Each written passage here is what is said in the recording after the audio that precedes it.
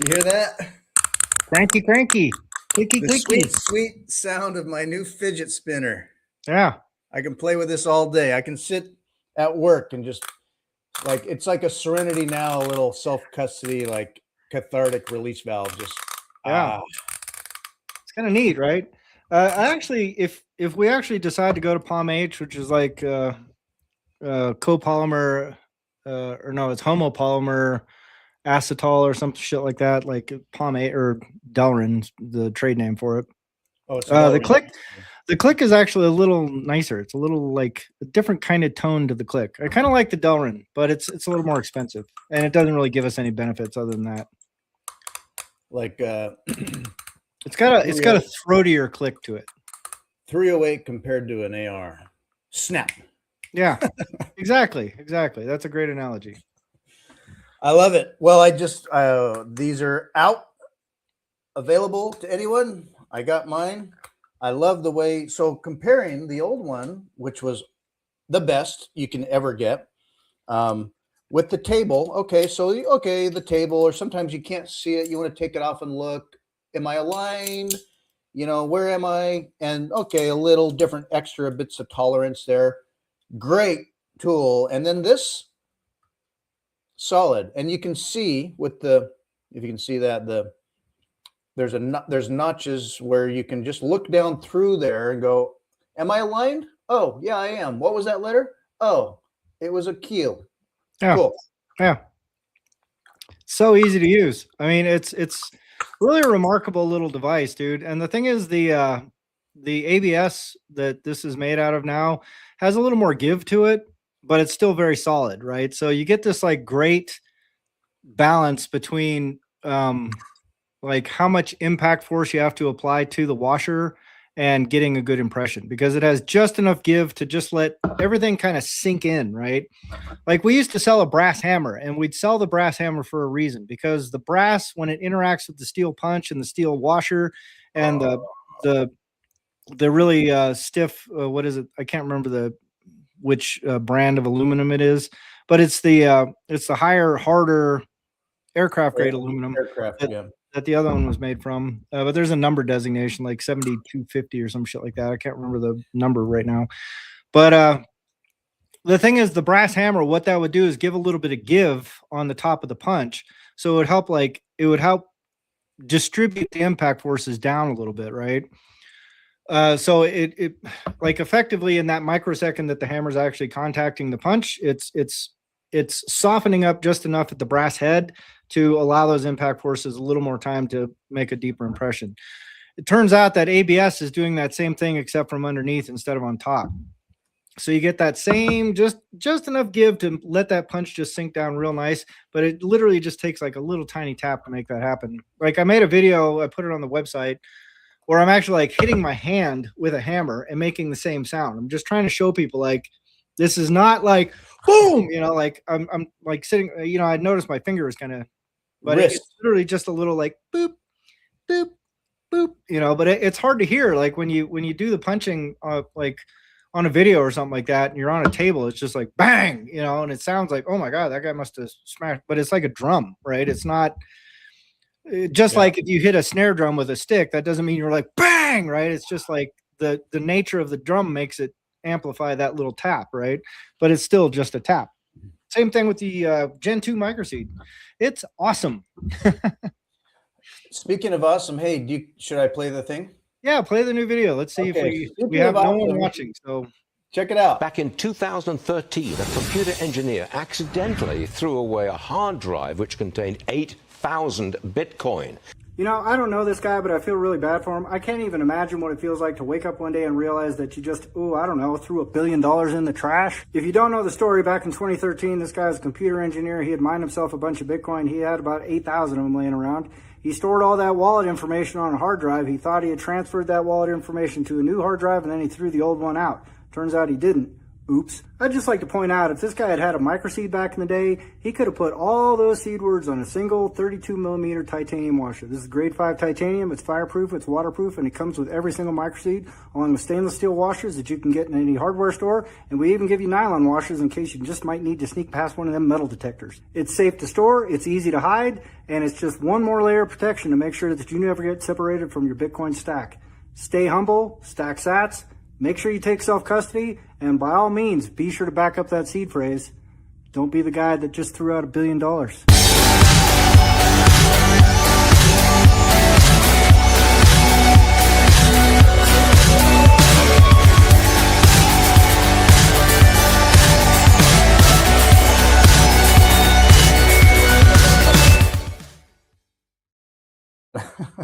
Always fun seeing my pores up close. There's I'm ready something for my close-up, Mr. DeMille. I know it takes a special personality to get so used to being on camera that you like it, because after all this time, and I got over myself. Okay, yeah, we're gonna show our faces, okay, and then even today, like it could be me on my podcast, me on someone else's podcast, and it's like it's out, and then I don't want to look at myself. I'm like, oh God, that's me. Anyway, I don't know what that is, but Yeah. Hey, good morning, Johnny. Great to see you, sir. Thanks, Oh, thanks, man. You got to see, my skincare routine up close. nylon, titanium, all the Stainless. stainless you want. Yeah, massively reduced prices, by the way. Like, we've cut the cost of this thing in half, essentially. So, Yeah. Price come down. oh, you're off your walker. That's awesome, dude. Getting around. Time Definitely preference. low time life. preference. Absolutely. Yeah.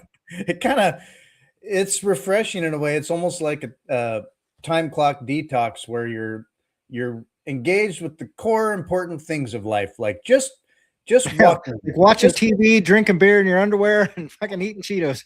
oh maybe Those are the things that are important in life. just walking barefoot in the grass for the first time again. It's like, okay, I'm still upright. Yeah.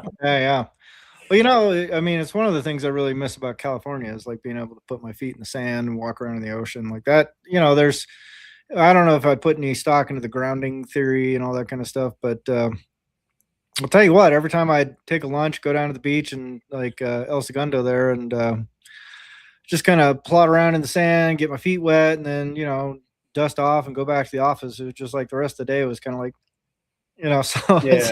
there's something to it. I mean, Puts it in perspective, at least. There's times when the juxtaposition of grounding or forest healing or fresh air, feet in the creek or whatever, and then you go back into the office and you're like, oh yeah. oh yeah, this sucks. I don't like this. Yeah. We were just talking about that offline, but a couple of different things about balancing work, but Yeah. yeah, Easy to just do, kind of Johnny. walking Easy to in do.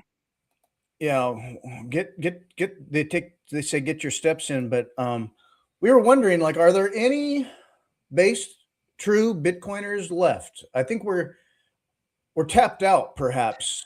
When I think about, sometimes it's Bitcoin Twitter, sometimes it's not so much the podcast, because I just selectively pick, and there's a lot out there, and there's good ones, but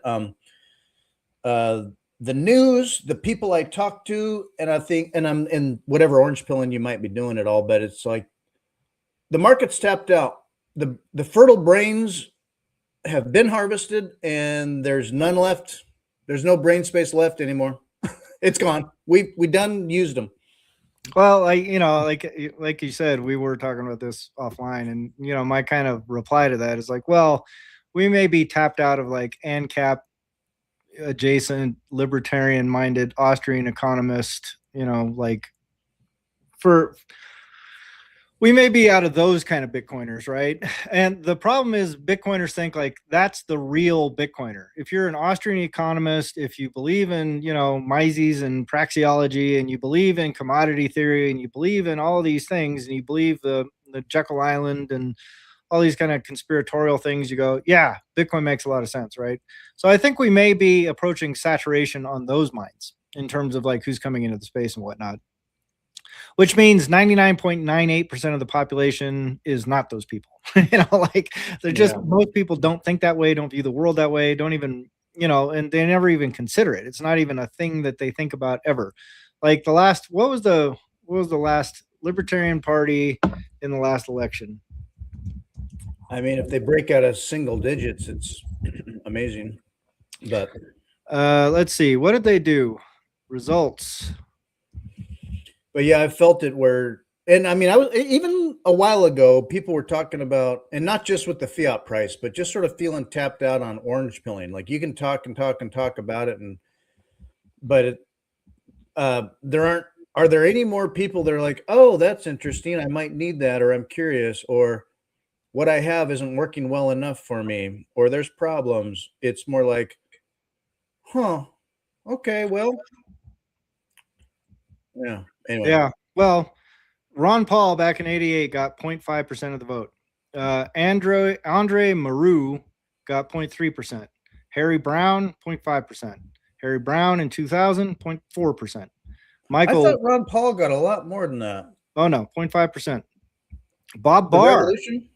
The big, the revolution. It was actually that was 88. He ran for office. That revolution thing didn't happen until like 96, I think. But let's see, Michael Badnarik, Bob Barr, 0.4%. Gary Johnson, former governor of New Mexico, got himself a whopping 1%. And then Gary Johnson got 3% in 2016. So, he's the Rock'em Sock'em Robots guy.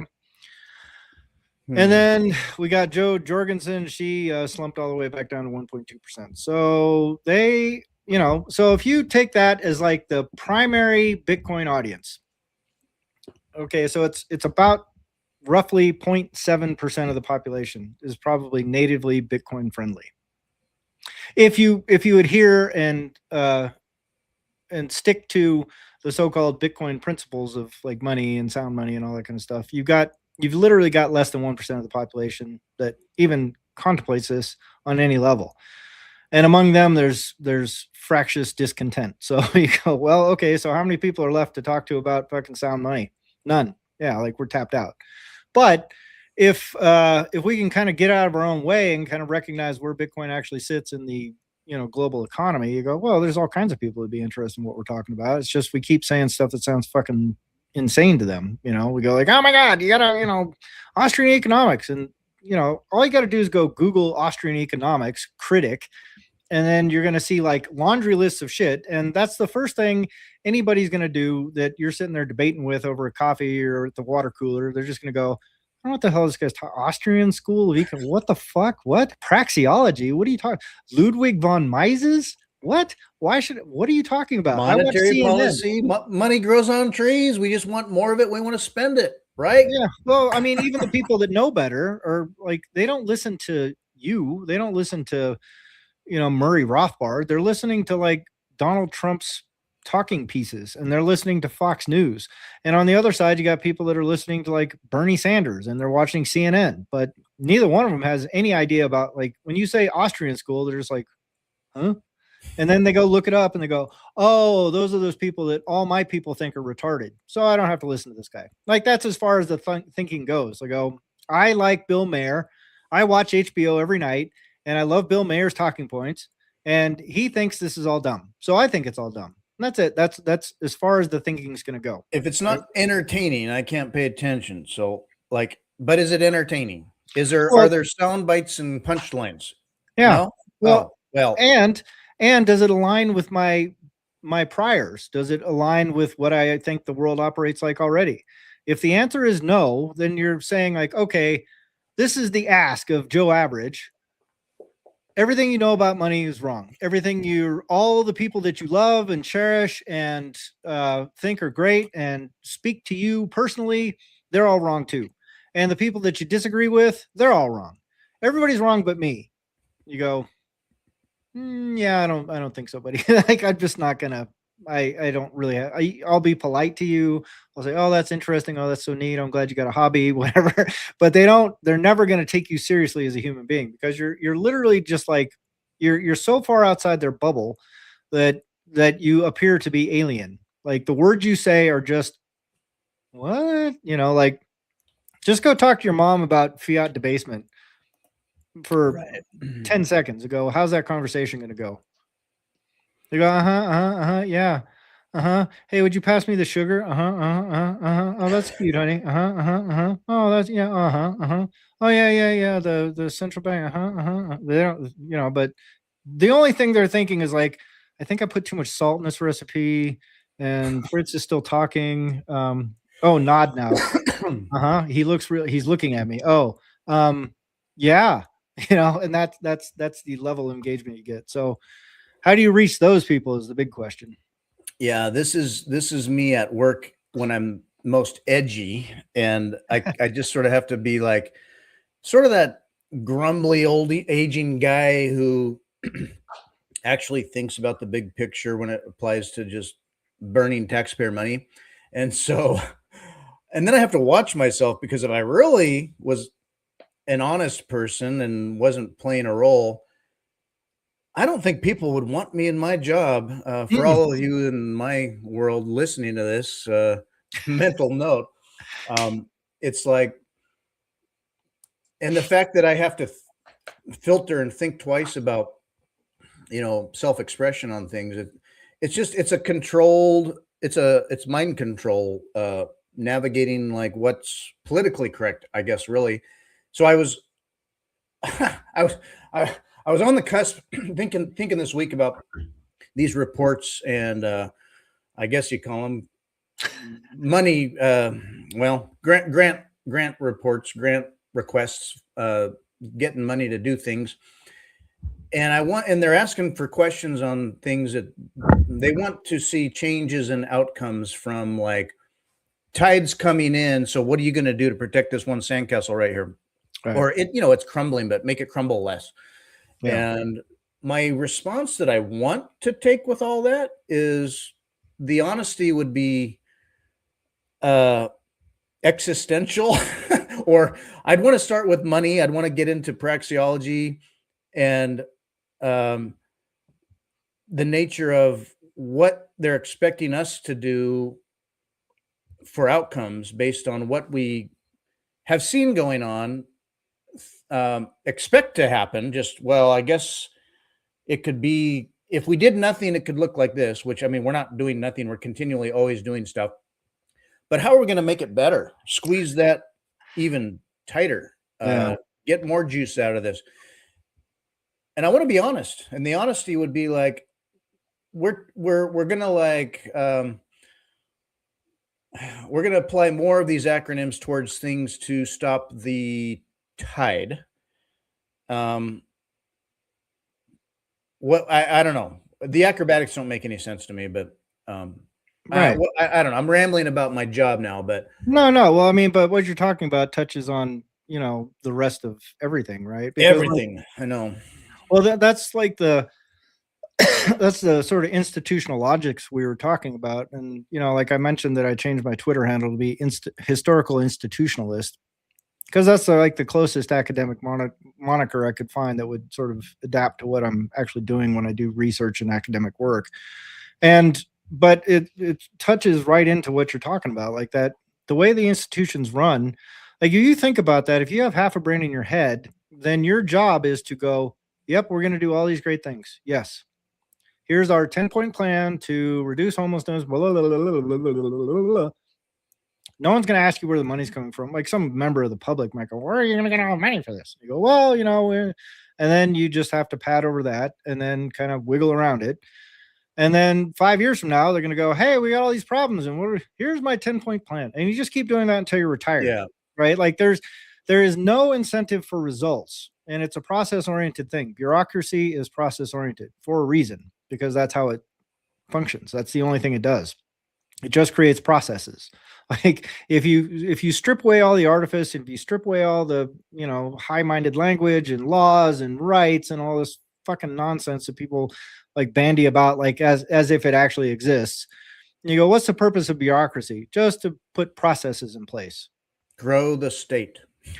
Well, it's beyond, I mean, it's just grow capacity, right? Like, so you go, well, why do I have to jump through all these hoops and do all these things? Because of processes. because that's the process. You know, and just like, yeah, but it doesn't change outcomes. It just makes it harder to get to an outcome. Yeah.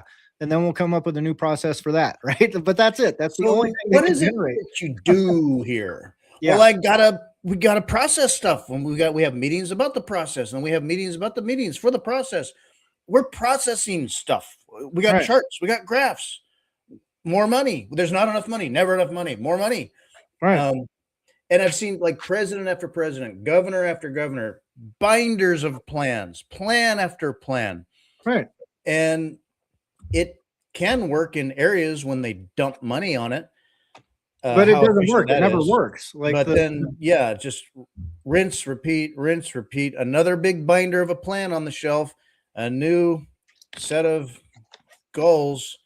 Right. More money, please. Right. More money, more staff, more people, more process, more money. Statism. Yeah. Well, I mean, that's the funny thing is, like, you know, when we started talking a little bit about socialism, and that's what socialism does, I go, that's the same thing capitalism does. It's just people don't like thinking that way. And people are operating under this very mistaken assumption that free markets are a thing and that free markets are natural. And neither one of those things is demonstrably true. They are true if you take a lot of things for granted, but if you actually unpack where all that comes from, you go, oh, that doesn't make any sense at all. Right. So if you start from that standpoint, then you go, well, capitalism's better because XYZ things. And I go, well, capitalism makes it so you can scale more capacity quicker than if you're trying to just force people to do things against their will. If you can convince people that they're doing things voluntarily while they're still doing things against their will, then you've got a great system. That's capitalism ultimately, right? They go, oh, I'm doing this all because, you know, free markets and blah, you know, but that's a narrative. That's not a reality. And so if you see the results of capitalism, like what happens, because people say, oh, well, this is capitalist society. Communists all say we're capitalists. Communists all say we're in end stage capitalism. This is exactly what end stage capitalism looks like. They go, see, Marx predicted all of this shit. They predicted this widening of this, the wealth gap, you're going to start getting squeezed and squeezed and squeezed because that's all they can do. Capitalism exploits out. And then when they run out of things to exploit out, they start exploiting in. And when they exploit in, they start eating their own population. And then you all get poor and everything falls apart and life sucks. And Marx predicted all this stuff. So they go, see, we're right. And if you're like one of the guys who, like, 2 years ago, you went to the grocery store and you spent $100, and then this year you go to the grocery store and you spend $200, and it's the same exact shit. In fact, even the same stuff you bought has less stuff in it, and cheaper everything. Yeah, and it's all, the quality has gone down, the quantity has gone down, everything's gone down, and it all costs more. And you look around and you go, well, wait a minute, all these socialists are saying this was predicted. They seem to be right. So of course you end up with all these blue hair fucking people running around shrieking and groaning and pissing and moaning because they can see the lie that the people that are still benefiting from this quote unquote capitalist system are still, you know, able to get by. But for a growing slice of the population, they don't see that anymore. They go, what are you talking about? My life sucks, dude. I got to work 2 jobs just to pay my fucking rent. And then when I'm done, I don't have enough to get dog food. So how is this great? And, you know, capitalism saves the world kind of thing. So, yeah. And I even think of it from the lens of, as an American in America, you know, my sensibilities about being an American. What is going on in Europe?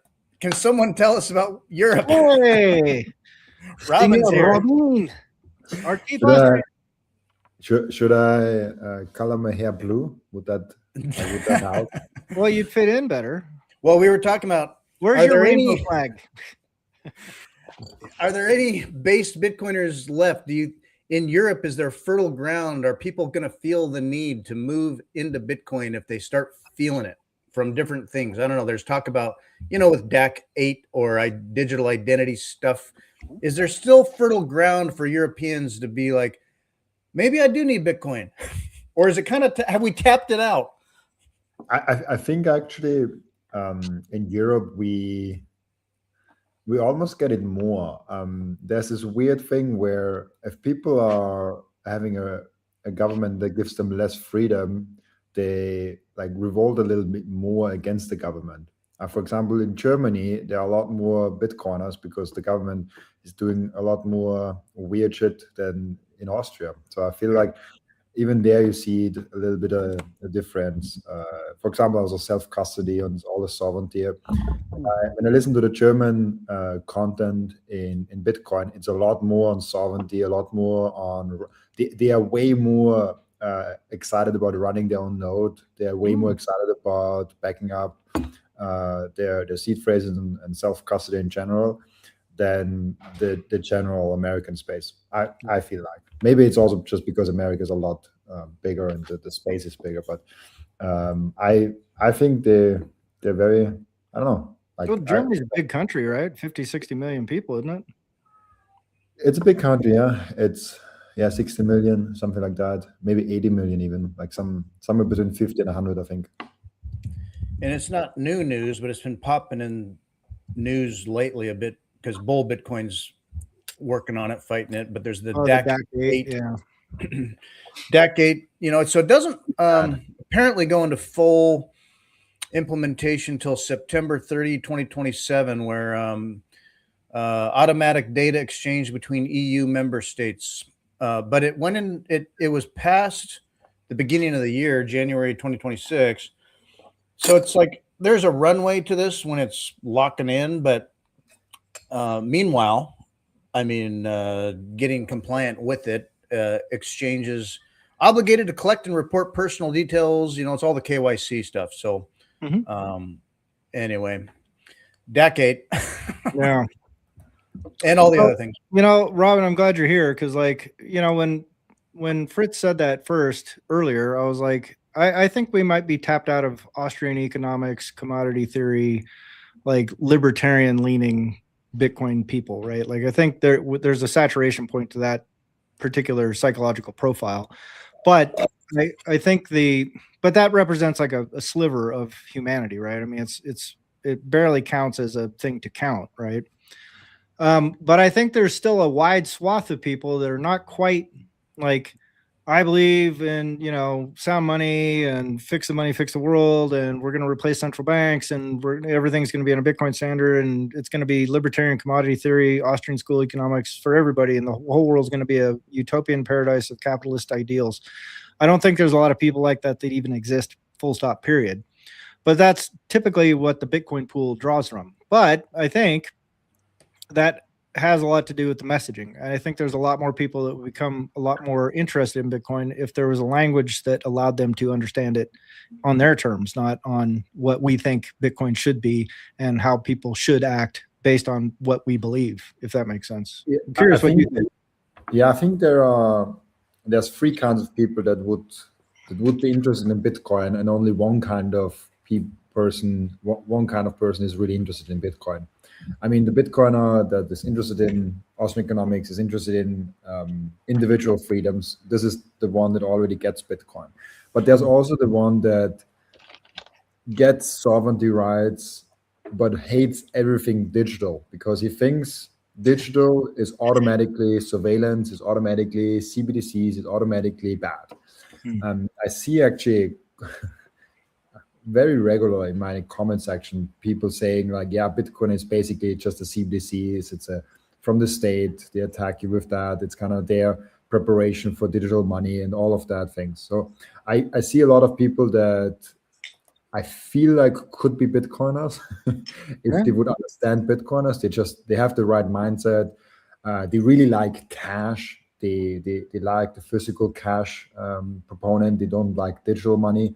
And all of those people would be Bitcoiners in my handbook, but they're not, because Bitcoin is digital and it's hard to understand. It's like there's this one digital thing that's a little bit different in all the other digital things, and you have to understand digital things to understand why they are different. Yeah. Then there's also the third group of people that kinda could be sovereign people.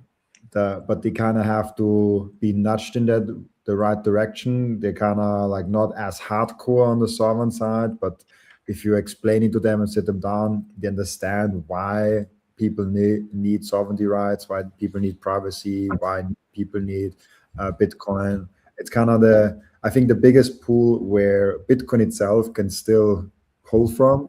Because if we're honest, Bitcoin has been around, what, 16 years, 17 years now. Yeah. And so we already did a lot of orange pilling. I mean, we already did a lot of podcasts, books, a lot of educational material. And what more can we do? I mean, of course, we can do it longer. We can keep going for the next 10 years.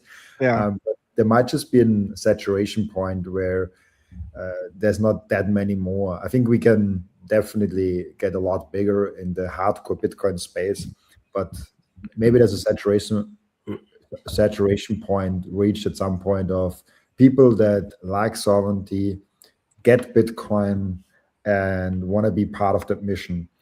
And one way also that I think we just get bigger is that we get better in messaging, not better, but more diverse, I would say. Diverse is a horrible word.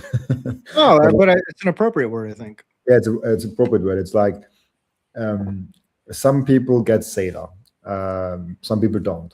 Some people get more the sovereignty, the programmer, the dev guy. Some people need a regular, I don't know, teacher from like a biology teacher, and like he wants to explain it like that. Like then some people wants to hear carpenter talking about Bitcoin, and so we just need a lot more different people and to explain Bitcoin to everyone. So Yeah. I don't know. I think the more people we get that educate other people around Bitcoin that have different perspectives, different viewpoints, and different ways of looking at Bitcoin, the more successful we will be. Because we are thankfully very big and decentralized already, so we don't have to protect the messaging around Bitcoin. It's already too big to have one messaging anyway. So if that made any sense. Oh, totally, dude. Well, I mean, the thing though is like when you're right, we have made like podcasts, and you had Andre Antonopoulos, but the same things Andre said 15 years ago are the same exact identical things that people say today. So the message has never changed. It's always been the same monolithic narrative of like sound money and this is going to change everything and blah blah blah blah blah blah blah blah. But if you go listen to Walker today, or if you go listen to whoever back in 2017 or whoever was popular throughout all these years, they're all saying basically the same thing. So of course you're going to tap out of an audience if you're only talking to one audience, right? But if you try and move beyond that, then all of a sudden you're not a Bitcoiner. All you do is get attacked. If you don't agree with every single thing that a Bitcoiner thinks and believes, then you just get attacked relentlessly. So you go like, who's going to join this conversation if someone comes along and goes, well, I think something different than you. Well, you're a fucking moron and blah, blah, blah. It's just like, okay, I don't want to talk to you guys at all. So even if they had something good to say, like, what the hell, why would I ever listen to you? Like the second I go, hey, I don't understand this thing, or this doesn't make sense, or I think something different than you, and then you're just shit on repeatedly, you go, those aren't people I want to hang out with. Like if you just walked into a room and you go, hey guys, how's it going? And everyone goes, your shirt sucks, you're a fucking moron, why are you wearing those shoes? Why'd you even walk in this room? Why'd you say hi? You're not supposed to say hi when you walk in here, you're supposed to say hello. What the hell? You just be like, oh, I'm not welcome here, I'll go. Like, I don't want to sit here and fight with you fucking assholes. I'll just leave. And then if someone's over there shilling some shitcoin or something like that, and you just happen to be motivated in that direction, like, who are you going to listen to? The guy that's telling you you're brilliant, or the guy that's telling you you're a moron? You go, I want to go listen to the brilliant guy, right? There's a reason the LLMs are sycophantic, because if they just actually challenged every fucking thought you had, you'd never use them. You'd just be like, fuck these guys, man. Like, I don't want to use this fucking robot. Every time I propose an idea, it goes, that's the dumbest fucking thing I've ever heard in my life.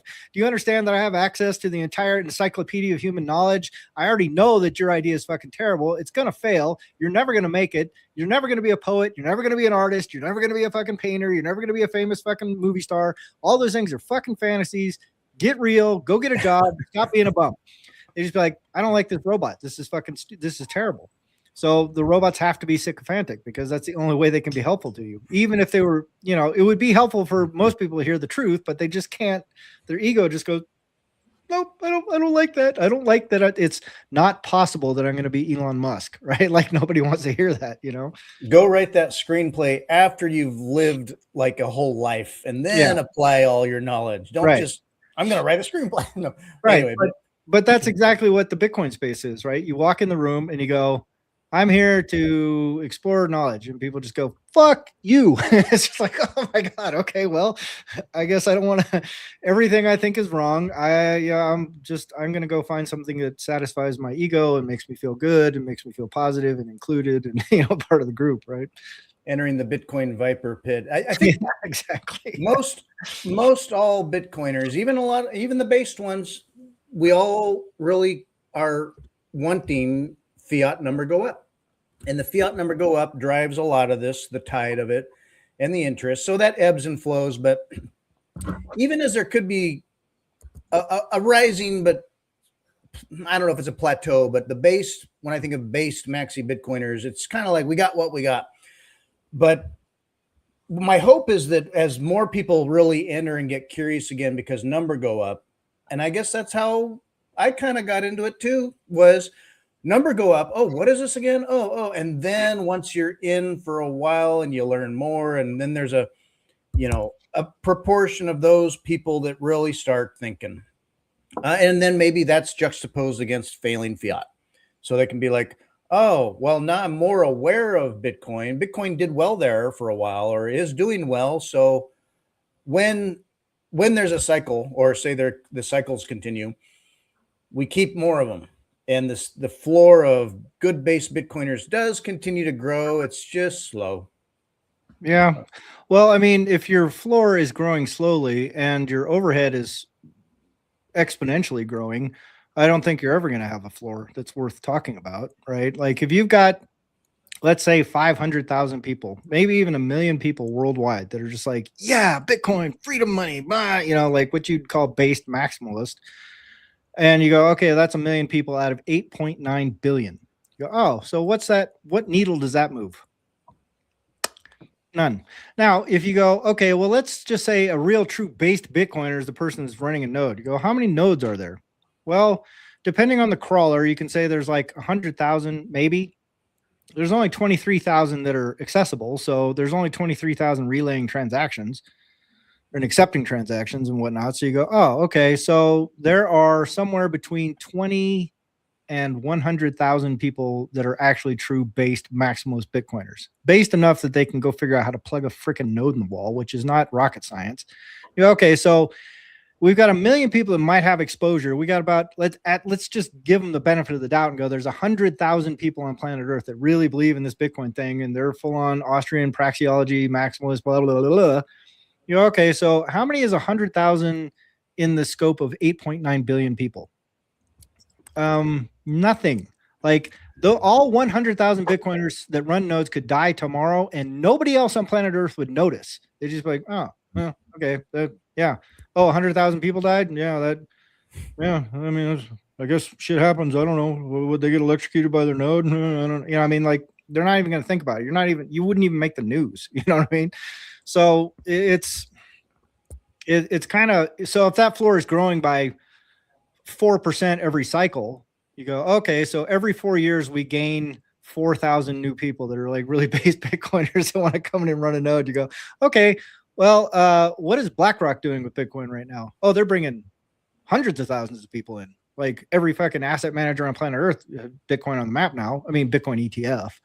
And you go, oh, so who's really moving the needle on Bitcoin, quote unquote, adoption?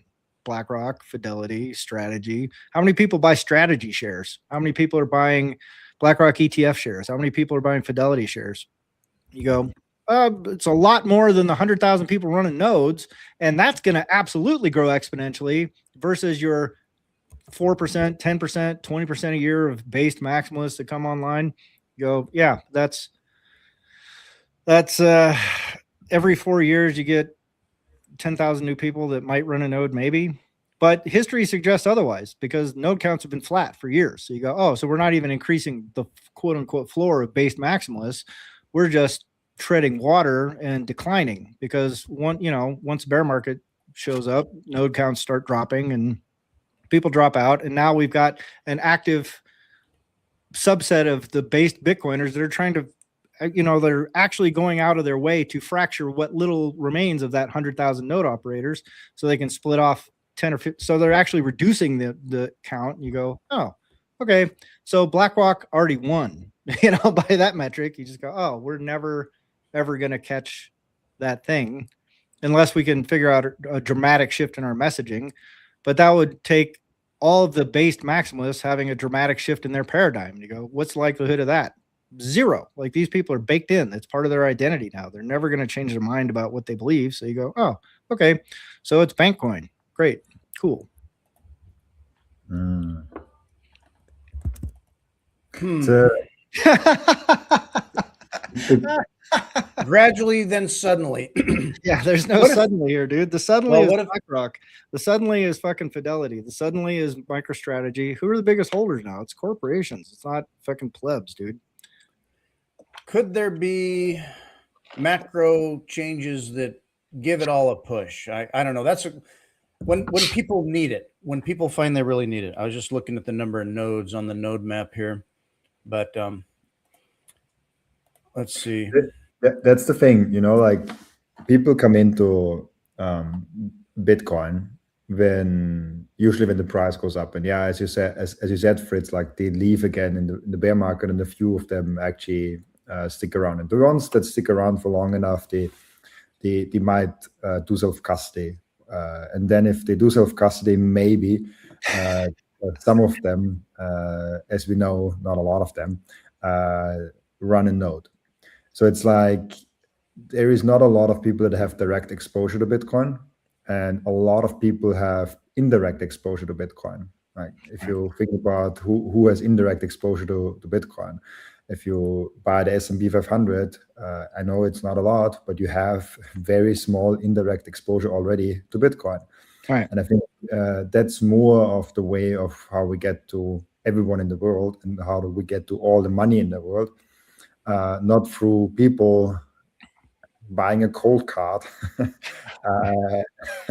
and running their own node. I mean, how amazing would it be if we have like 10 million nodes running worldwide? Right. Yeah. That would be a whole different story. Yeah. It would be so amazing. Mm-hmm. But it's just not. It's fantasy land up until now. I don't think we'll ever get to a place where we run 10 million nodes. Maybe a million. I don't know. A million seems more likely and more reachable. I don't know if we get there, but I'm fairly certain we don't get to 10 million. Not anytime soon. There's a lot of water has to run down the waterfall for that to actually happen. Right. But yeah, it's actually. I was recently on the space, and someone asked me like, "Oh, why are you so bullish on self-custody? Like, isn't it kind of an outdated thing?" Outdated? Yeah. See? Exactly. And I was like, I don't know, like, shit. People don't want to do that. People don't want to do self-custody. People don't want to take responsibility, dude. Yeah, that's the Yeah. And they don't see the problem, right? Like, if they want to take responsibility, they would take at least self-custody. And if they really want to take responsibility, they would probably also run a node. Yeah, and spin up a miner. And like a miner, stuff like that. Yeah. But it's well, thinking of the Viper. I mean, you imagine orange pilling these days, fiat price aside. I almost don't want to bring it up, but sometimes the spicy topic of BIP 110 and all that. Oh, you didn't want to bring it up. You wanted to bring it up. I didn't want to bring it up, but I can imagine that people from the outside you go like, I'll get headline type news. That's like, just, I open a new tab and like, what are the news headlines? And it's like, Bitcoin community divided over BIP 110. And I can see people from the outside going, what's going on here? I don't know what this is. And they start to look at it and they're like, oh my God. Yeah. Like, is it safe? Is it decentralized and secure? If they can imagine that. But there was an interest. I did find this interesting. There is a where was it? Okay, Orange Surf BTC. I don't know if you'd heard of this. It's part of Mempool's strategy and research thing, but they have a website, bip110.orange.surf, and you can go to a simulator. You click on skip to simulator here. It goes to a simulator. You can basically come August 7th, August 8th, whatever, at the block height that it triggers. You can put in, like, so currently they're estimating, like, I don't know what, 0.8% of BIP 110 signaling. Yeah, 0.8% of rented hash. So let's say that it goes to 25% of hash rate. Let's call it 25%. 100. If you haven't seen this, it's pretty interesting because it's basically saying, okay, here's the nodes leading up to the activation. And then you click simulate and it plays it out. Like here's block by block as their hash, what they're acknowledging or not. And it goes through time on blocks and predicts the chain split sort of outlook on it. Yeah, at block 63. So I mean, we would probably know within a day kind of what's happening with this here. Let's put it at 49%. We can reset this. 49% of BIP 110 hash rate simulated out. It gets further. It's a longer chain. It takes more blocks to play this out. Yeah. But what's it do? Now, it says gave up here, but basically the split would be sort of so pronounced that it would be like, well, where are you? Where is your Bitcoin? What are you hashing to now and why? Yeah. I'm just I not to get divisive about it or too opinionated, but I just find this process fascinating in terms of the game strategy of it all. You really have to get up to, let's call it 50, let's say it's over 50%. Why don't you put it at their threshold, their artificially low threshold that they chose? 55%. 55%. Let's call it 55%. So let's simulate that.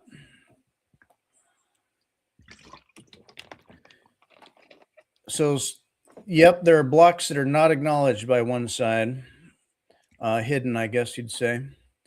The separate chains kind of go along. It goes for a while, but it would say BIP 110.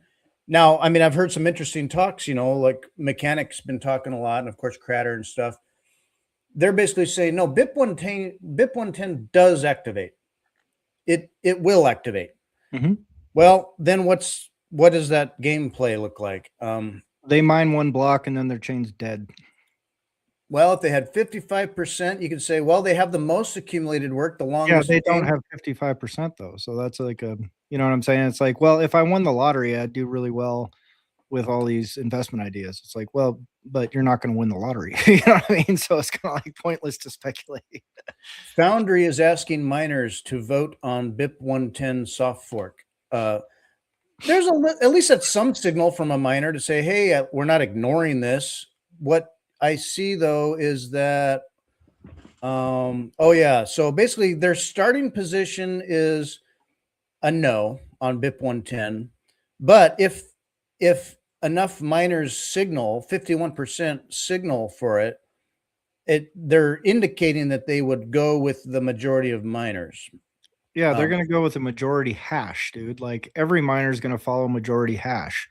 Like that is sort of, that's almost tautological, right? Like you go, if there's majority hash will be there. And it's like, well, yeah, no duh, right? But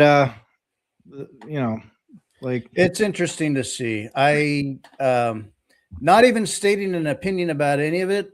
This whole process here, I'm just going to consider get the splinters out of your ass.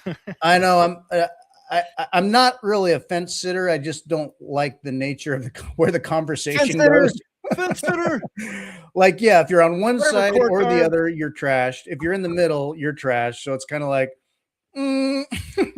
I'm pro Bitcoin. How about that? Right.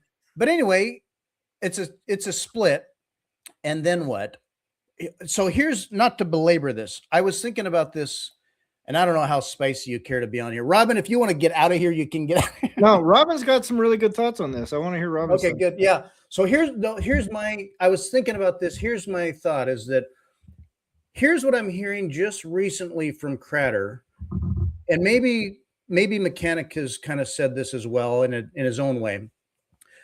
BIP 110, I'm just saying what I'm hearing them say. BIP 110 is Bitcoin. It's keeping Bitcoin. Mm-hmm. So that is Bitcoin. So BIP 110 does activate. This is happening. So BIP 110, that's Bitcoin. So if you want to stay with Bitcoin, you signal, you do all the things, and you'll be Bitcoin. Bankcoin is what splits off. And if game strategy after August 8th down the road and whatnot, Bitcoin longest chain, or it would be Bankcoin has the longest chain. Statecoin has the longest chain. Well, then Bankcoin is forked off from Bitcoin. Bitcoin remains. And if you're a Bitcoiner, you stay there. And so instead of saying it's not like a rage quit, they're not out, they're still running Bitcoin. Or, I don't know. Well, as many people have pointed out, in contrast to that idea, is like, well, then put your money where your mouth is. Go invest in the other chain. And I don't see anybody signaling with their wallets that they're going to do that aside from running hash as a protest. But yeah, dude, like that, I mean, it's to say that the reference client is the fork because we're just trying to fix this back to some other state that we think Bitcoin should be at. But that, like, every day, if you post something about Bitcoin at all, some Bcasher will come along and go, Bcash is the real Bitcoin. And you go, Satoshi's vision is the real Bitcoin. I still see the BSV stuff like, the real Bitcoin is like, but that's like how deeply ingrained that tribal thinking can get, where these people can just look around at reality and go like, does anybody on planet Earth think that Bcash is the real Bitcoin? Does anybody on planet Earth think BSV is the real Bitcoin? You go, yeah, all the people that invested their money in it. You go, how many Bcash juniors are going to be out there after this split? 10? I don't know. Like, who's going to throw all their Bitcoin stack away on a minority chain that has no plausible path forward to any economic activity whatsoever? Go, I don't see anybody. Are you going to give up your stack, Fritz? I don't know. But like I said, Robin has some really, really good thoughts on this. So yeah, I don't know why. Yesterday at 10 p.m. I sat on the toilet and scrolled through Twitter, and a guy called Vortex was in my replies. And I had the mechanic interview, and so I had all the core people calling me an idiot and all of those things. And then there was your inflammatory titles, but anyway. Yeah, it's 100%. It was 100% my fault. Like I was asking for it. Yeah. But there was one guy, Vortex. I never heard about him before, but like he was hosting, I think previously Bitcoin News, and he was a big personality. I just never heard about him, but I scrolled through his things, and like he did great things already in Bitcoin. And he, I think one of the few, maybe the only one, said like, "Hey, Robin, I get what you're doing. I appreciate that." And he's like, "Here you find a collection of things why BIP 110 is a bad idea. Here you find a collection of things why it will not happen anyways. Here you like he just gave me a lot of material, and I was like, hey, that looks really interesting. I clicked on the first link, clicked on the third link, clicked on the fifth link, clicked on the seventh link. And at some point, like, oh shit, like I have to kind of do this structured, and then for some reason I got motivated to actually look into that stuff, because if you believe it or not, I haven't looked into BIP 110 really myself up until now, because my stomach feeling was always, this will blow over. Why would I even care about it right now? This was my stomach feeling. Yeah. And so I looked into it, and yeah, exactly. Vortex is like an OG in the space, a really, really great guy. I just never saw him. And so I looked into it, and the first thing that I wanted to figure out is not even like where should I stand, but like more of like what will happen, because I know I'm not a magician. I can say, oh, I won't like the BIP 110, or I hate BIP 110. I don't matter as much in Bitcoin. I'm a small piece in a very big puzzle. And so the first question was the more interesting question for me: what will happen? And so I tried to figure out what are the chances that BIP 110 gets to 1% signaling, 5%, 50%, 100%, whatever.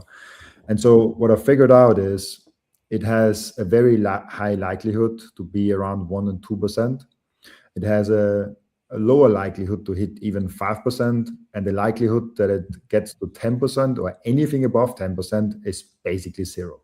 Like that's my conclusion of like looking from the game theory aspect, looking from all the things I've seen. It's as a very, very low likelihood that it will get even to over 10% of signaling. Now, I'm not a technical expert. I don't claim to be one. It's just my 2-3 hour research like came to that conclusion. Do with that information whatever you want to do with it. And I made a small like Whatever, Cortard. I made a small like PDF even. Like I'm thinking of like cleaning it up and like making a Twitter article around it, because I think people would like it. That's But a it's great like, question, Satoshi. Anyway, sorry, keep going. what is a Yeah. true, oh, what is a What- true Bitcoiner? Yeah. What is a true Bitcoiner? I know. And so then after that, I was like, okay, then why even everyone's stressing out about it? Like if there is no like there all the economic nodes, and so the one thing also because we all say like nodes matter and like it's so important. One thing to realize is that nodes are not all equal. Like there's nodes that matter a lot more than other nodes. So if I just spun up one node that has like 0.5 Bitcoin behind it. it's like it's not the same value as the nodes that Coinbase or Kraken or all the other ones are doing. So that was interesting to see. Oh, I see those shit. And so it was interesting for me to see of like, okay, there seems to be no support whatsoever from any valuable economic nodes behind it. All the exchanges, all the big players are not signaling it. No miner is signaling it.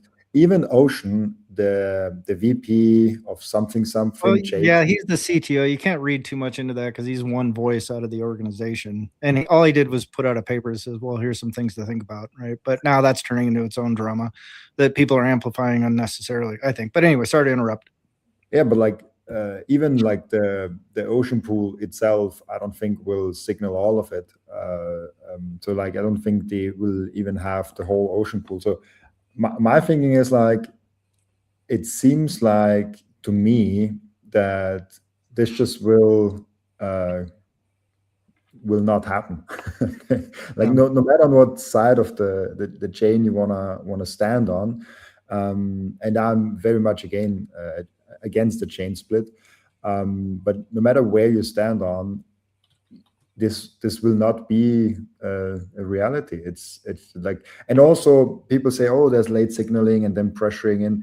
It takes some time. It's not that easy. Just like switch for in the last second, you have to prepare for it. Like you would already see some development. So it will be interesting to see the drama on Twitter. I think I'm looking forward to it. But I'm glad you're looking forward to it. I'm a little, I don't know. I got a little bit more relaxed with my research. I was like, yeah. People fight, but I don't think anything will come out of it for most people. One thing I will speak out loud, because Pete also mentioned it on my podcast, is don't don't fork off and put all your money there and lose it all. I have not lived through that environment, but people have done that, and I have Bitcoin Cash people up until today in my reply box in YouTube, and they are today saying, "You're not talking about the real Bitcoin. It's the Bitcoin Cash BSV thing." Like they are all like, "But this is not the BTC is not the real Bitcoin. BSV, BCH, those are the real Bitcoin." And I'm like, I don't know. It's hard. Don't be on the wrong side. Like, no matter what you say on Twitter, just try to not be in the wrong side of history with your stack that you want to retire on. Yeah. Like don't bet your stack on being a true Bitcoiner. Right. Let's say Bitcoin turns into what the basis of base maxis would call bank coin. What's the alternative though? Just gold, fiat. I would still consider myself a Bitcoiner, and I'd still Bitcoin. And what's good for Bitcoin? Well, if it's the longest chain, I want Bitcoin to continue to have that chance of the great realignment. I was just got this book out again. Oh, nice. I'm going to reread this because I've been responding to family about things on that level. And I'm like, I got to remember this stuff. Anyway, I will still Bitcoin forever. Yeah. Oh, yeah. Well, I love that you said that, because I agree with you, and that's one of the reasons why I'm so always harping on self-custody and running a node, because as we trend towards Bankcoin right now, and there's an argument to be made that we're already in Bankcoin land, right? Like the largest holders are corporations, the largest miners are centralized, the network layer is now fractured somewhat, and it's increasingly becoming less likely that more people are going to run nodes in the future. But to that economic node point, I go, yeah, absolutely, right? Like BlackRock's nodes or through Coinbase or whoever's custodying their shit, those nodes matter a lot in terms of like what the economic weight behind Bitcoin is.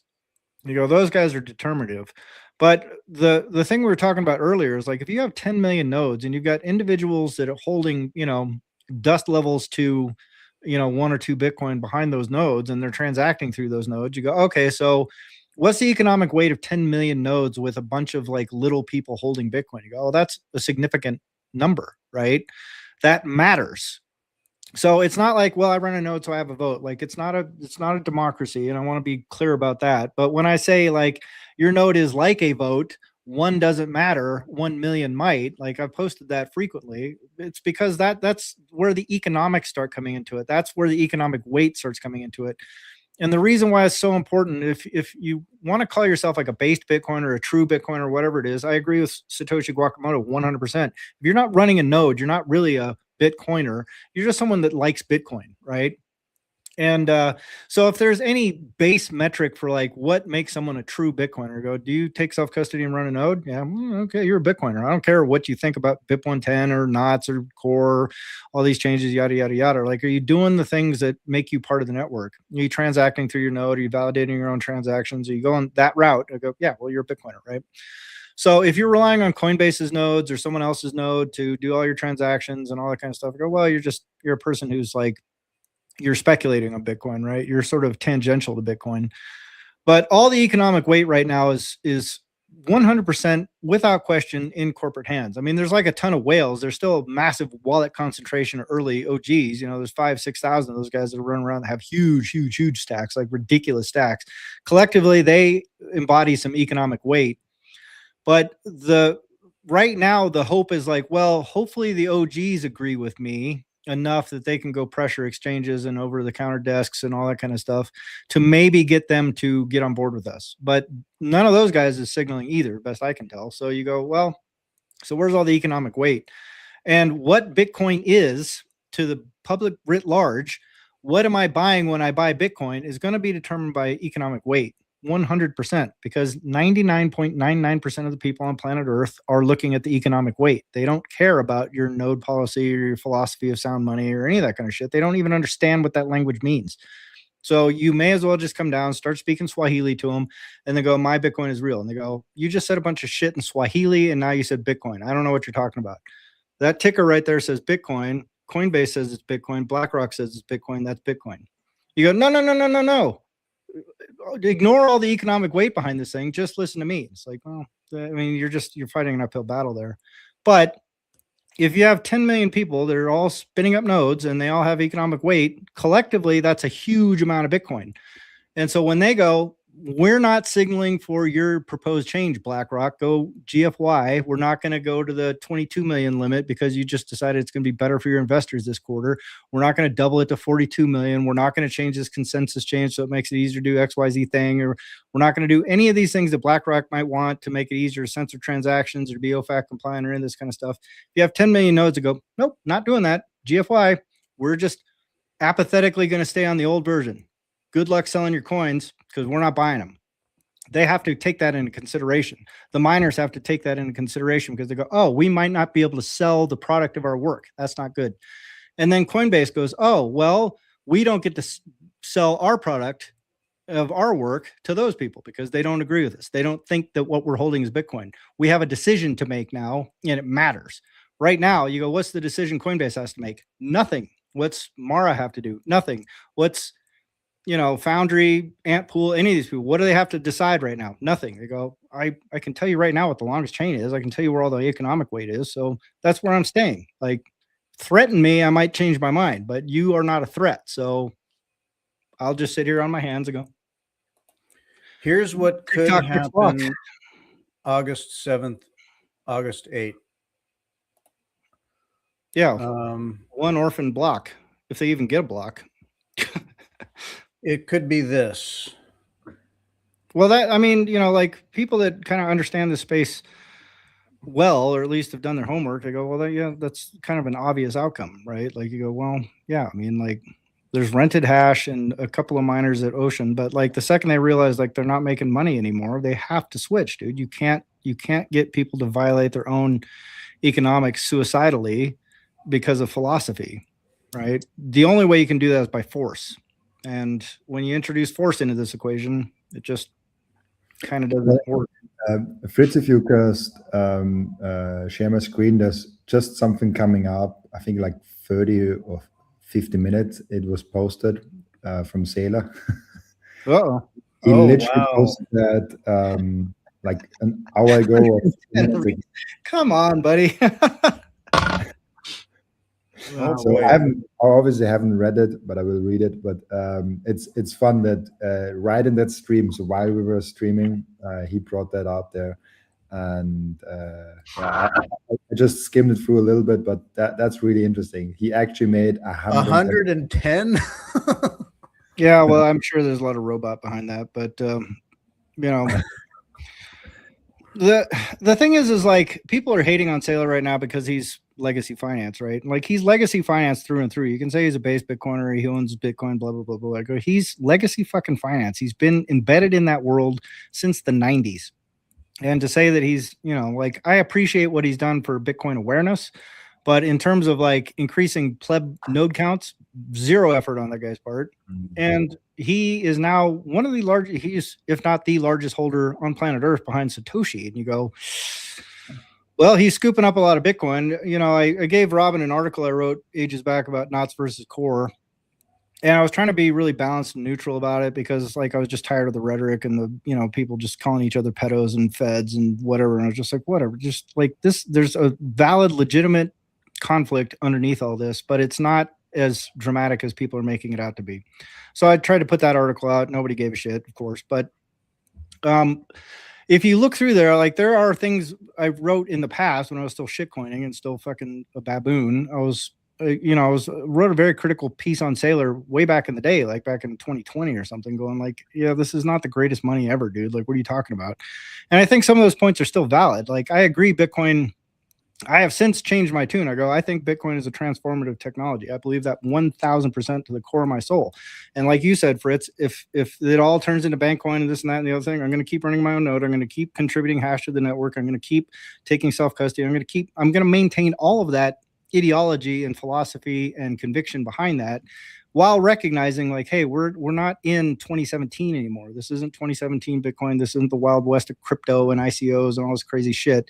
This is fucking, we, as of January 1, 2024, and this is straight out of Michael Saylor's mouth, Bitcoin changed forever because it became legible to institutions. It became accessible to institutions. And the second you have that, when they get into the space, and there was a possibility in January 1, 2024 that they would all ignore it, but they didn't. They went in whole hog. They launched ETFs, and then they watched their balance sheets grow, and they went, oh, okay, we like this now.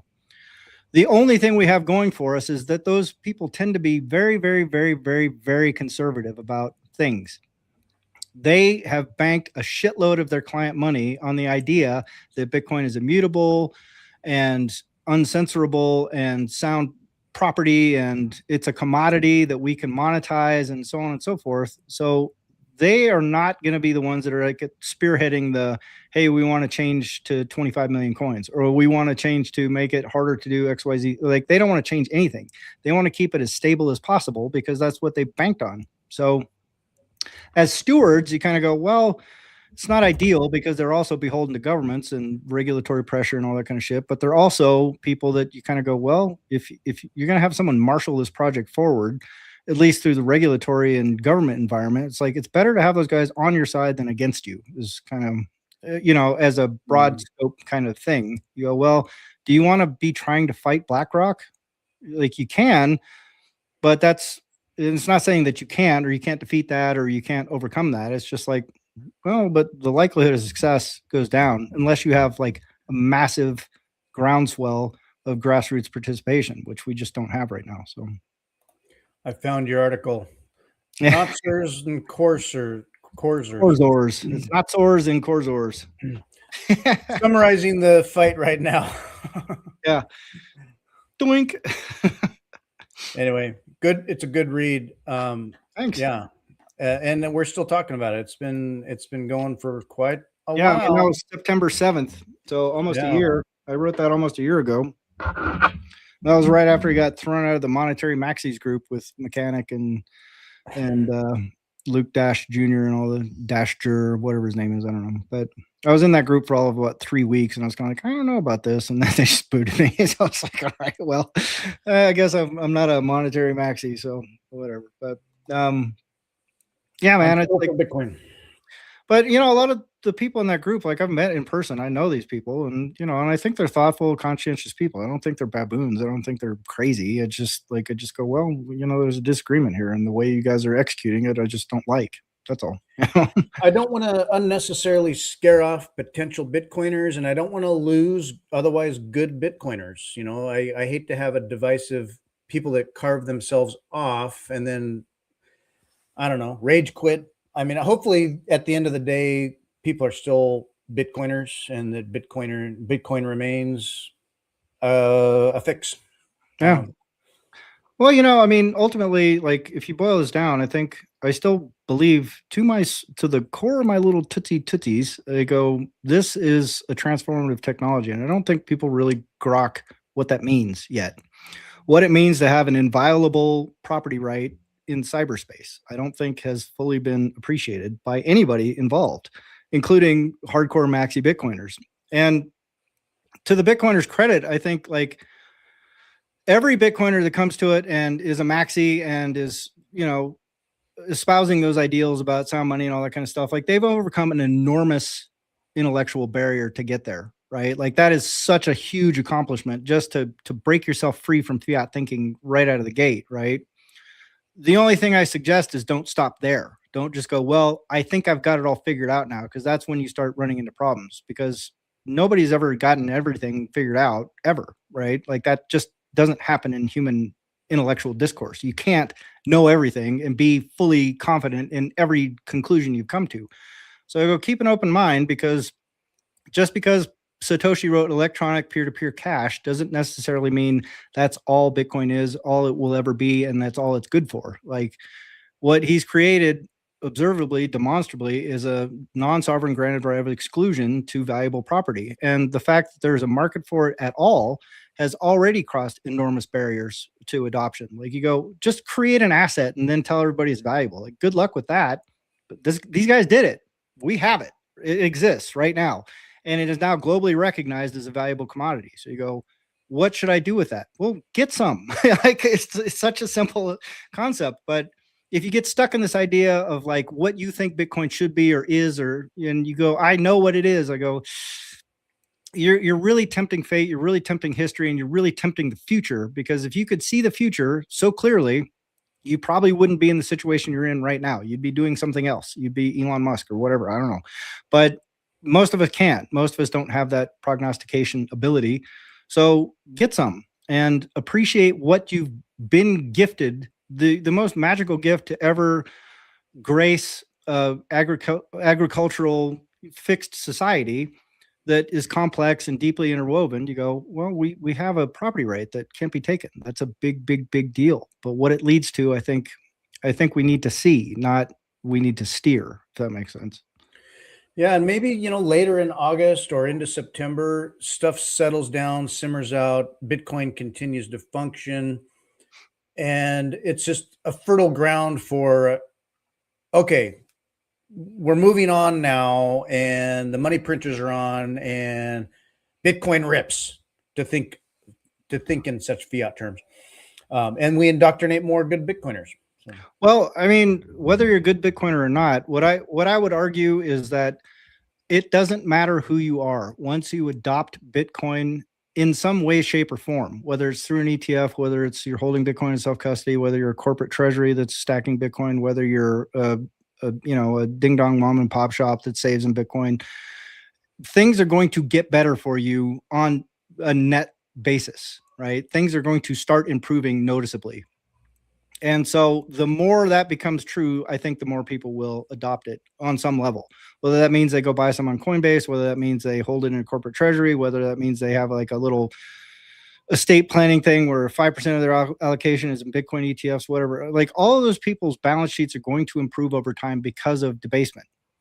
Full stop, right? So you go at a base level, you go, well, Bitcoin's going to improve a lot of things for everybody that touches it, whether tangentially through a custodian, whatever. It's going to improve their lives. It's going to improve their balance sheet. It's going to improve their bottom line. It's going to improve their ability to manufacture things, to focus on quality, et cetera, et cetera, et cetera.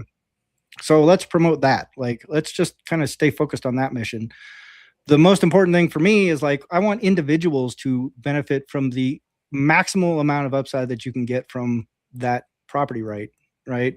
Because there will be a point in time, if this plays out the way I think it will, where there's going to be all kinds of corporations, all kinds of family offices, all kinds of hedge funds, all kinds of sovereigns that are going like, oh shit, we need to get Bitcoin. How much is left? Not a lot. I mean, there's a bunch in whale hands and they're going to, kind of gradually peel off. But at some point, if you're a whale that's sitting on 25,000 Bitcoin that you mined in 2011 on your laptop, and you go, well, I'm now technically on paper worth $6.8 trillion. Like you go, how long are you going to hang on to that? Like, what do you need that stack for at that point? Right? What's your plan? Yeah. Like what's likely that guy's just not going to go like, well, I mean, I still live in a fiat world. Like I still pay taxes in fiat. I still have to buy my house in fiat. I still have fiat, everything. My staff requires fiat.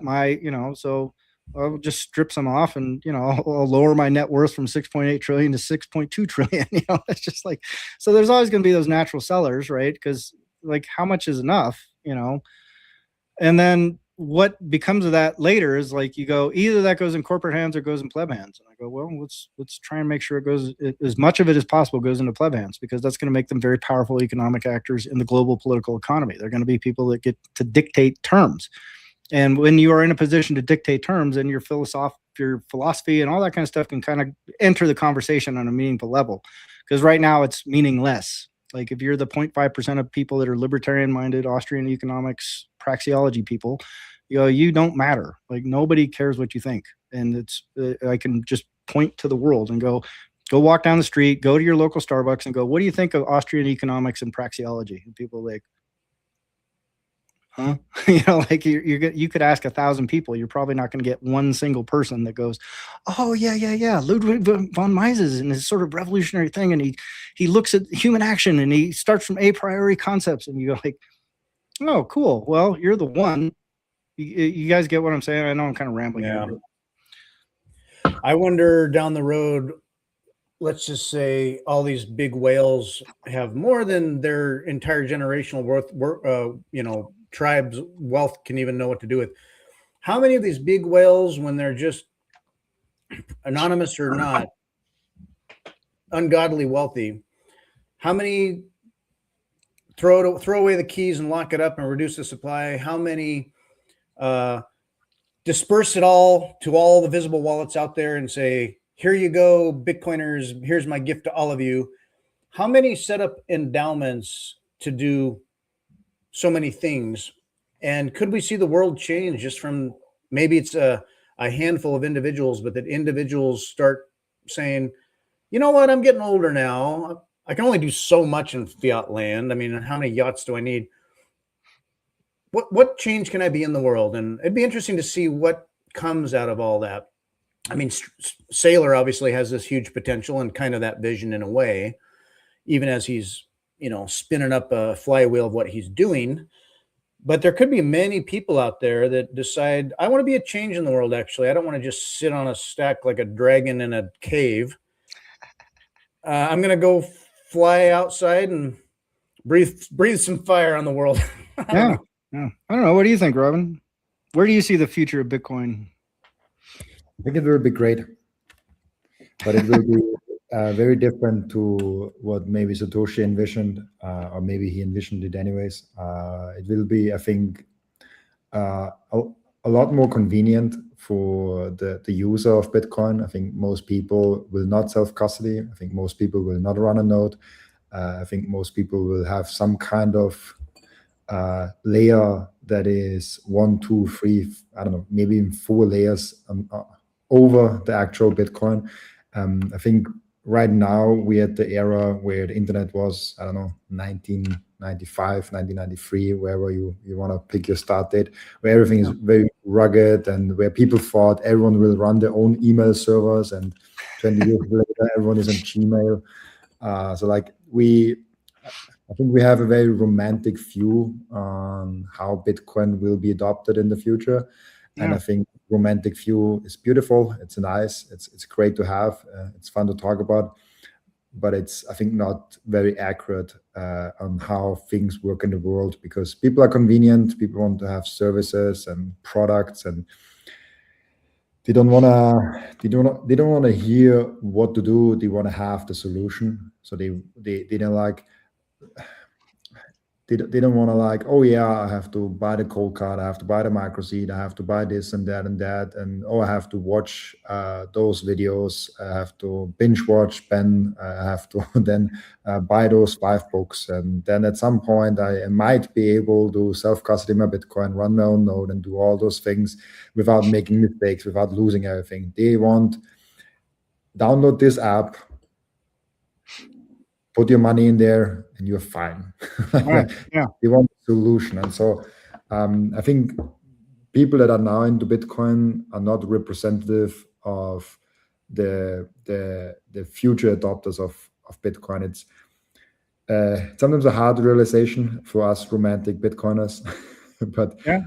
I think Bitcoin will be still freaking amazing. And if you have, I think it will be seen as a luxury and a rarity if you have access to the base layer of Bitcoin and you can actually handle that, and you're not a corporation, right. And you are an individual. So I think we should actually promote Bitcoin in self-custody and running your own node as much as humanly possible. Yes, exactly. Because if we don't do it in the next 10 years, it will be a very different. So like the more people we have right now caring about self-custody, caring about running your own node and all of those things, the more decentralized Bitcoin stays. So that might also be one positive thing around Bitcoin 10, because people do get educated on what a BIP is, what, Right. Yeah. what a chain split would be, what a soft fork is, what a hard fork, and all of those things. I mean, even I learned yesterday a lot of new things because it's like, oh, this and that. Okay, but what if it's 55%? What it's like 30%? What is the game theory behind that? Will miners get like pressured into that, or like what is like the different levels of a node that you can run? How every node matters, but like to what degree does every node matter? So like there's a lot of interesting concepts that I think are very nerdy, very detailed, but I think important to Bitcoin. And the more we get in the next 5 to 15 years, the better, because at some point people will like, what, like it's a little bit like the TCP/IP protocol. People just want to send on WhatsApp a message or signal a message. They don't want to hear like how to run a server and like how like they just want to have their pictures in iCloud and not run their own network attached storage somewhere in the garage and like do everything there. Even though, yes, it is better for you. I think privacy is very important, and so you shouldn't put all your shit on iCloud. Yeah. iCloud. You shouldn't do that. But to be honest, probably even most people hearing that probably do that, and definitely most people on planet Earth. Yeah, well, at least most people on planet Earth that have access to technology, right? Well, let me pose something to you. I mean, imagine this, right? Like right now, Bitcoin is a legitimate commodity on global markets, right? Like everyone in the world can see this is a legit thing. And there are sovereigns talking about adopting Bitcoin reserves. South Korea was just talking about that. Like there's El Salvador has their Bitcoin reserve. Bhutan is mining Bitcoin. And, you know, they just built like a pretty crazy looking airport from like just mining Bitcoin. So you go, how many countries does it take? But just imagine, like, if you look around, if you're a sovereign of, you know, some ding dong nation in Africa, and you got 1.2 million people, and your army is like, you know, this ragtag thing. They drive in Toyota trucks, and you're just like, yeah, I'm the dictator of Africa. And then you get cut off from SWIFT. You're kind of like, I don't like being cut off from SWIFT. But you have a massive incentive, like all those things you just discussed, right? Like the difficulty of setting up the servers and figuring out node policies and this and that, what I want to signal for and what these BIPs mean and all that kind of stuff. Your average Joe, you know, plumber is not incentivized to learn any of that shit. They can just barely figure out how to turn their computer on and not download some virus that wipes them out, right? So asking them to take on that technical lift is kind of a crazy ask, I think. But if you're a sovereign, you go, oh, I have every incentive in the world to figure this shit out because I can preserve my capital. If I'm an exporting nation, I export bananas and rubber, or like my two big exports. And so I get debasing dollars. I get melting ice cubes in return for valuable goods and services, right? Valuable commodities, right? I send out bananas. Those things are great. People can eat bananas. I send out rubber. They can turn them into tires and condoms and whatever it is. That's a very valuable thing. I get melting ice cubes in return. Thanks a lot, right? So the U.S. gets to export their inflation. I get to eat it by just trying to stay alive in this system. So if you had every single nation on Earth, all 161 or 62 countries or whatever's left right now, who knows, it changes from time to time. If all 162 of them are running a node and all of them have, let's say, 5 to 10K in Bitcoin each, you go, what's the economic weight behind that? Yeah, it's pretty substantial. It's meaningful. It's going to be bigger than Coinbase or Kraken or whatever. And they all have every incentive in the world to make sure Bitcoin stays friendly for them, not like friendly for, you know, OFAC compliance and not friendly for, you know, the US can ban transactions and all that kind of stuff. They're all going to be going, no, we're not going to adopt that change. In fact, we're going to pressure all the regulators in our exchanges in our local country to not follow that either, because we don't want that. So if you have 161 nations that all have very powerful sovereign nodes that are running a massive amount of economic activity through them and have a lot of economic weight behind them, and each one of them has their own internal exchanges that also have a lot of economic weight from all their citizens that are now transacting in Bitcoin, doing whatever they're doing. You know, what's happened to the network? It's like, well, it's not decentralized like, oh, the plebs are in control, but it's decentralized in a lot of people that have their incentives aligned to make sure that Bitcoin stays decentralized, permissionless, and secure. And you go, that's a pretty good outcome if you have that much economic weight behind this thing that nobody can truly control. But there are a lot of people in the US and EU that are very like oriented towards trying to figure out how to control it, we go, well, that's a pretty good outcome. It's not the romantic version that you pointed out, but it is a version where you kind of go, that's network resilience, no matter how you shape it out. And if all those sovereigns are also mining, you go, wow, now there's a lot of economic weight that are all pointed towards one generally common goal. Like, we want to maintain stability and we want to be able to access this network without asking permission. So we will take the trade-offs and we will maintain our nodes and we'll signal for things that we think are healthy. But I think if you had a consensus change had to run through every single country on Earth and every single central bank on Earth and every single exchange on Earth that's tied to these central banks that are tied to those nodes and those mining operations, you go, how hard is it going to be to change Bitcoin in a way that's adverse to the holders? You go, ooh, that's going to be tough, man. That's going to be real, real hard. And that's a very plausible outcome that I can see, because they have every incentive in the world to maintain that network, if that makes sense. Am I rambling?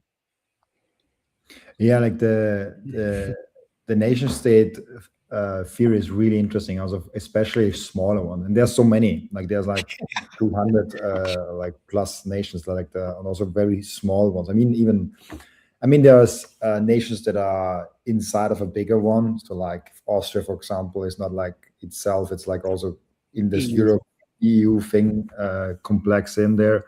Yeah, and so.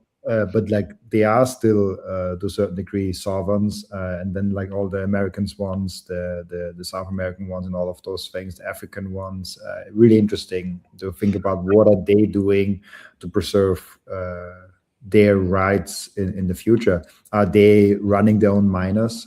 Because if they run their own miners, their own nodes, they are completely independent. They can do their own mining templates. Nobody can kick them out, because if you mine your own, you can just approve your own transaction. Even if every other account is there, like you are on that list that, and we are mining, and there's like one transaction that we don't allow in there. I don't think it will happen that way, but even if that would be the case, you can mine enough and you have that one block and the transaction just triggers through your own template. So it's, I think it's a very interesting game theory question of like, what will sovereigns do with running nodes and especially also mining? It's a really interesting thought. Yeah. Oh yeah. It's a bullish thought. I feel bullish when I think about that kind of stuff, because I feel like that can come. Me too. I mean, and that's why these like internal divisive fights, I just go, God, man, you guys are wasting a lot of time on something that doesn't really matter to the world. They matter locally to us, but it doesn't, everybody else is just, it's a mouse fart, right? So I don't know. What do you think, Fritz? What's you hear that? Yeah. Buy a MicroSeed. TikTok next block. Yeah. TikTok next block. Exactly. Robin surely saw your most recent thing. We could play that again for him. Oh, yeah. Or your last one, your previous one. No, let's put up the new one. I think the new one's better. I'm realizing I don't know anything about advertising, so I'm realizing my last video is not great for conversions and things like that. Like, I don't even think that way. I'm just like, yeah, people want information, right? No, they want to be guided. They want an algorithm to tell them what to think. So, where'd Robin go? Did he disappear on us? I like the style of it. I'm going to play it. Okay, here we go. I'm going to play it again. All right. Robin, are you watching? Have you seen this? I think he's taking a dump. I'm not waiting for him. All right. Wash your hands, Robin. Okay, here we go. Back in 2013, a computer engineer accidentally threw away a hard drive which contained 8,000 Bitcoin. I don't know this guy, but I feel really bad for him. I can't even imagine what it feels like to wake up one day and realize that you just, threw $1 billion in the trash. If you don't know the story, back in 2013, this guy was a computer engineer. He had mined himself a bunch of Bitcoin. He had about 8,000 of them laying around. He stored all that wallet information on a hard drive. He thought he had transferred that wallet information to a new hard drive, and then he threw the old one out. Turns out he didn't. Oops. I'd just like to point out, if this guy had had a MicroSeed back in the day, he could have put all those seed words on a single 32 millimeter titanium washer. This is grade 5 titanium. It's fireproof, it's waterproof, and it comes with every single MicroSeed, along with stainless steel washers that you can get in any hardware store. And we even give you nylon washers in case you just might need to sneak past one of them metal detectors. It's safe to store, it's easy to hide, and it's just one more layer of protection to make sure that you never get separated from your Bitcoin stack. Stay humble, stack sats, make sure you take self-custody, and by all means, be sure to back up that seed phrase. Don't be the guy that just threw out $1 billion.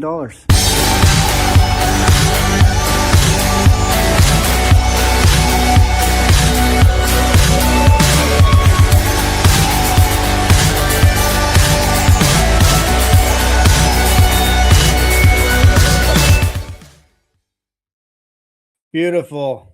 All right, thank you. You saw Robin. that, right, Robin? What'd you think? I added subtitles. I Oh, changed the aspect ratio. I didn't see the new one, but like the only thing changed was subtitles, right? All right, well, we'll wrap it up and then we'll play it for you again. No, let's play it again right now. Yeah, let's keep playing it. I just can't love get seeing enough of it. myself like this close to a camera. I know. I love Thanks, Johnny. like a fidget spinner. Click. Oh yeah, did you get yours yet, Robin?